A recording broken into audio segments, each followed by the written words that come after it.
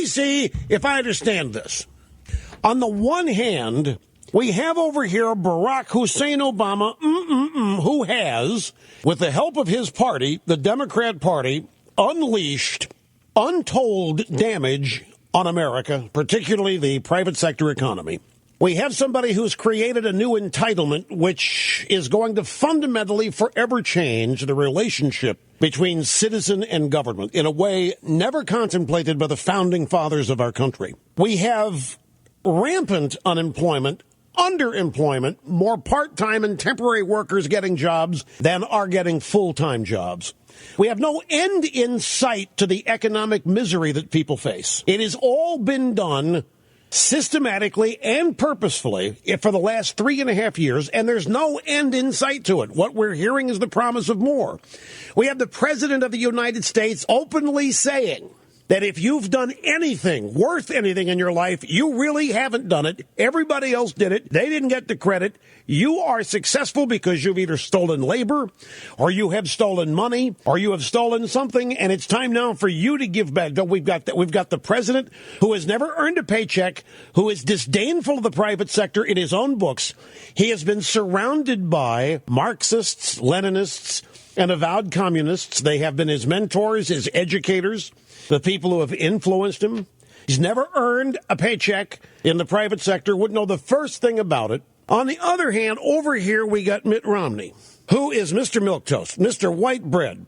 He has saved the Olympics. He started Bain Capital, successful governor of Massachusetts. Not a hint of scandal or lawlessness anywhere. But what do we have? We have Mitt Romney is a felon now. Mitt Romney is a felon. He's got offshore bank accounts. He's hiding money. He's not paying his proper amount of taxes. We are supposed to take this and debate it, and we on our side, some of us sit around and say, Mitt, you better release your tax returns. Mitt, you better deal with this. Mitt, you better do that. Mitt, you better do this. You better respond to what they're saying, Mitt. You better come clean, Mitt. Our guys are saying this. On the other hand, we aren't supposed to say diddly squat about Obama because that will irritate the independents, or it won't work because the media's not on our side. We can't go on offense. The truth is, Romney is not a felon. He's not hiding anything. We're supposed to debate that. We're supposed to take it as though it's a legitimate charge and refute it. Tell Romney to get his tax returns out there. But we can't say anything about Obama. So Obama can launch in his campaign a series of lies that we have to accept and take seriously in debate. But if anybody on our side decides to... My question is, then how do we campaign? Somebody tell me. If we're not supposed to, if we can't say that Obama, while Romney's out building jobs and building a company and saving the Olympics, Obama's, blowing a little weed and snort coke in school. If we can't say that, we're not supposed to say that. And if we're not supposed to say that Obama is purposefully doing damage, how are we supposed to campaign? On what basis, then, do we deserve to win this election? No, I want to know how are we supposed to win this? If we are to accept every premise they put out, and because we're honest and forthright people, whatever premise we will deal with it intellectually as the smart people we are, and then we will refute it. But meanwhile, the point is they can lie about our guy all day long. We accept it. We can't even tell the truth about their guy. So would somebody tell me how we're supposed to win the election? If they can lie about us and we accept the lie and we tell ourselves we've got to debate the lie and refute the lie and do it in a way to satisfy our intellectuals, fine. We can't tell the truth about Obama. We got to deal with lies about our guy. We can't tell the truth about Obama. Then how do we run the campaign? I need some extraordinarily expert political consultant to tell me how we do this. Now compare the level of outrage. Excuse me. Compare the level of outrage, the media over Sununu's remarks. And there is outrage. There's outrage over Sununu's remarks, and there's outrage over my remarks. The remarks I made yesterday, I said, folks, I don't think we can equivocate any longer.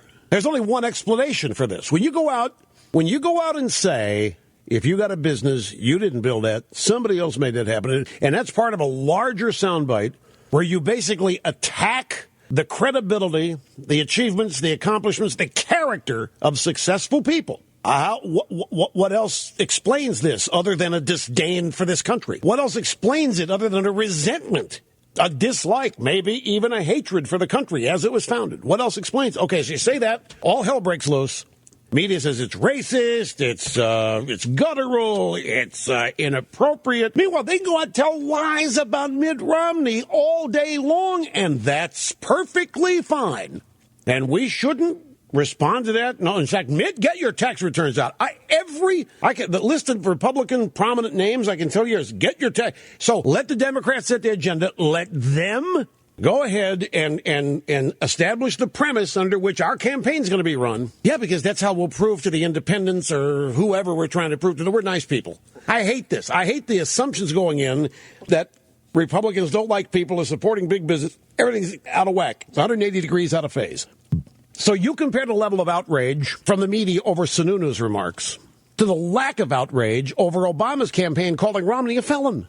There's no outrage. There's just, well, you got to deal with it. In fact, ladies and gentlemen, let me find it here. Just put it near the top of the stack, I think. It's a piece by Chris Cillizza in the Washington Post. And it's, yes, here it is. Right on my formerly nicotine-stained fingers. And by the way, the media know that what Sununu is saying is true. The media know that what I'm saying is true. Obama was a pothead. Big time for a long time. They also know that the Bain charges are lies. But it doesn't stop them from being outraged at Sununu. They give the Obama campaign a pass. Mitt Romney's unsolvable Bain problem. Chris Cillizza, one of the many full-time Obama flacks at the Washington Post, claims in his story that Romney's Bain problem is unsolvable. He begins his piece of journalism this way. Former Massachusetts Governor Mitt Romney continues to struggle to get out from under questions regarding just when he departed from his job at Bain Capital. And there's reason to believe he won't be able to solve his Bain problem anytime soon. Really? He doesn't have a Bain problem. There is nothing unsolvable about Romney's Bain problem because there is no Bain problem. There is only a lie that has been knocked down by every reputable fact-check organization and news outlet, as well as by the Democrats' own local paper, the Washington Post. This problem is invented. It is manufactured by the Obama campaign's truth team. It's being ginned up by his lick-spittle lackeys in our one-party media. Mitt Romney's unsolvable Bain problem. Yep, there's no reason to believe that he won't be able to solve this. What's he supposed to do? He left Bain in 1999. That's it. He wasn't there in 2001. He wasn't there in 2000. He left in 1990. What do you mean unsolvable problem?